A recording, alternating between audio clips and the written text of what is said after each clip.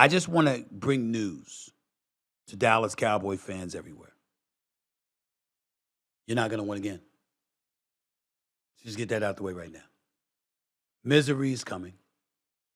You're not going to win again. I know you might think otherwise. You're going to have, Brian Schottenheimer's still going to be your coach. They're going to franchise George Pickens. They're going to restructure the contracts of Dak Prescott and CeeDee Lamb and Trey Smith and all of these other guys. And you're going to have money. You're going to go out there to get somebody valuable and formidable in free agency. I hear you talking. I'm here to tell you right now, you're going to lose again. Because the signs are all there. First of all, you shouldn't franchise George Pickens. And I'm going to tell you why you shouldn't franchise him. Because anytime you do something like that, you're building acrimony. He's an all-world wide receiver, 93 receptions, 1,400-plus yards, 73 first downs, 9 touchdowns, had a career year, balled out, played for a new contract, balled out. And you still want to franchise tag him so you can avoid giving him a long-term commitment so you can spread that money elsewhere? He don't want to hear that. Dak Prescott don't want to hear it because he wants you to take care of his receivers because he wants his offense to be just as proficient and prolific as it was last season. You got to improve your defense, which was nothing, and we get that part. And you're going to have to figure that out, and I understand it. But in the end, when it comes down to the Dallas Cowboys, here's the deal. Here's the reality. In the end, your defense was trash last year. And how much better is it going to be this year? Especially when you sit up there and you talk about restructuring deals, creating about $66 million plus in cap in your salary cap. But what good is it if you don't go out there and get who you want and what you want in order to make big things happen? What good is it going to do you? I'm here to tell you, not much. And so as we look at the Dallas Cowboys right now and we see what there is, what their future looks like or whatever, it don't look bright. I can't see you moving ahead of the Eagles. I think that Jaden Daniels is going to be back and the Commanders are going to be better. We'll see what happens with that. You got people out there saying that the Giants are going to be much better than people anticipate because the New York Giants got some peeps. That's what they're going to say. But rather than listen to me, let's hear Jerry Jones, the owner for the Dallas Cowboys and the president and the general manager, speak about his team and what free agency is looking like right now. Let's hear from Jerry Jones. Take it away. I'm excited about doing everything we can now to really have a better record than we had last year, a better team than we had last year. That's why we've been doing what we've been doing with the coaching staff. But to answer your question specifically, I would bet that we will spend more money in free agency than we have. So what the hell does that mean? It don't mean anything. Fact is there's a black cat running around that franchise, and anything that they can do to get in their way, they're going to get in their way. You can't have a temperamental wide receiver that George Pickens is considered to be and franchise tag him instead of giving him a long-term commitment. Yeah, he's going to make $28 million since you franchise tagged him, okay? But if he could get guaranteed 120 to 120 million, why would he be satisfied with the 28 and going out there on a football field and risking his health? He's going to make business decisions. We all know what's going to happen. George Pickens is going to make business decisions.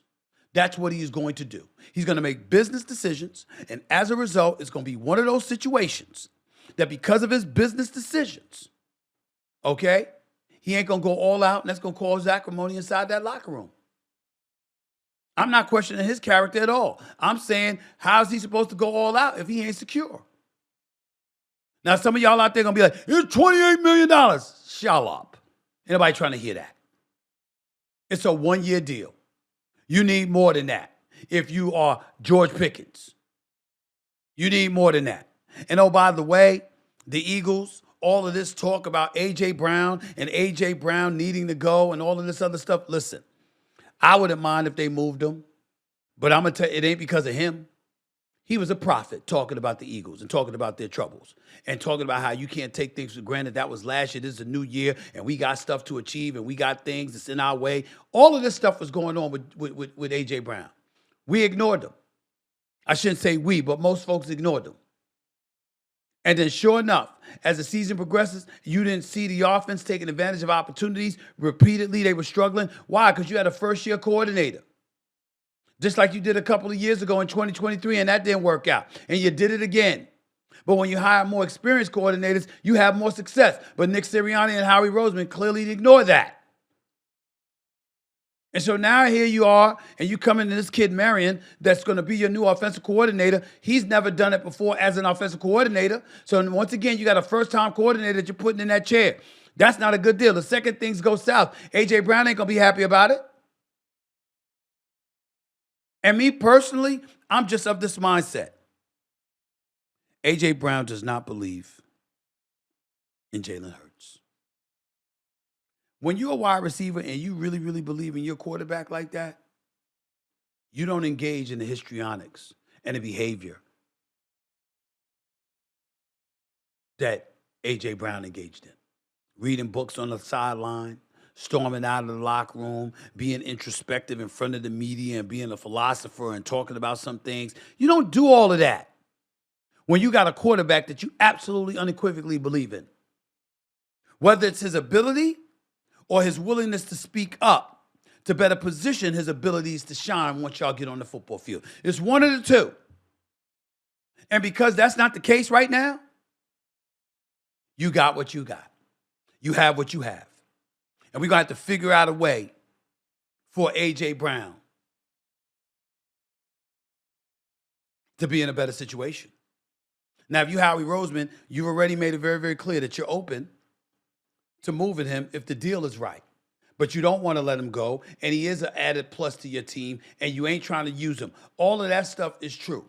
But considering how the Eagles' situation deteriorated before our very eyes last season, I don't know if you can bring A.J. Brown back, particularly with a first-year offensive coordinator. I think it's a disaster waiting to happen, which might be the reason why some people out there think that the Dallas Cowboys can end up winning the NFC East, can end up making some noise, can end up making things happen. They might believe that's the reason. I'm not so sure.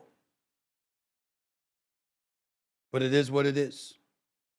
A.J. Brown, to me, I would love to see him in Buffalo with Josh Allen.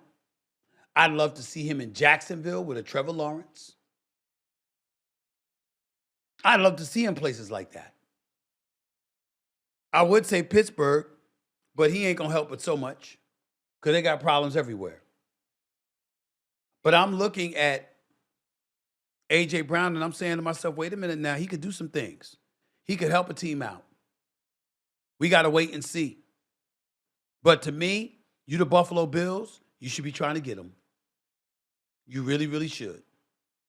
Hell, I might even say with DJ Moore and others, Chicago should try and go get him. I might be able to say that. Or Jordan Love and Green Bay should try to get him.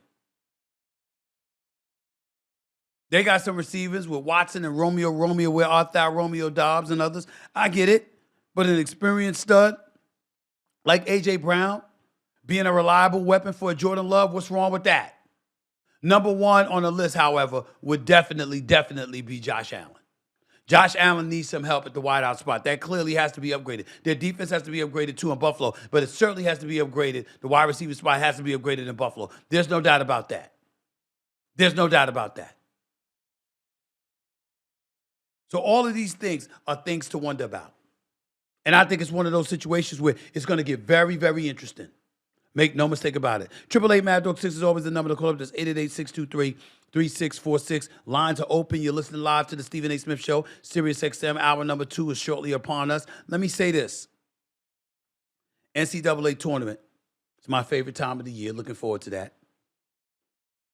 Don't get to watch as much college basketball as I would like to, but I watched Duke this year. I watched North Carolina this year. I watched a little bit of Kansas this year with this cat, Darren Peterson. I definitely watched BYU because of A.J. DeBonta, who got humbled a little bit when West Virginia went at him the other day, last night. So I'm watching all of this stuff right now. It's going to be real interesting to see. St. John's was rolling, and then UConn beat them by 40. So that was crazy to watch, where they shoot 2 for 28 in the second half and 0 for their final 24 shots. It's going to be real interesting to see what's going on there.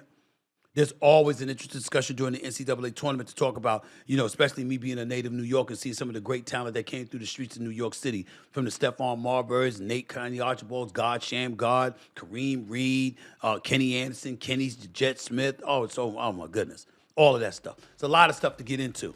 NFL, NBA, All of the above. College football, NFL scouting combine, all of that stuff coming up. Plus, I got a couple of issue-related matters that I want to touch on. So stick around. You're listening live to the Stephen A. Smith Show, SiriusXM Mad Dog Sports Radio. Hour number 2 up next.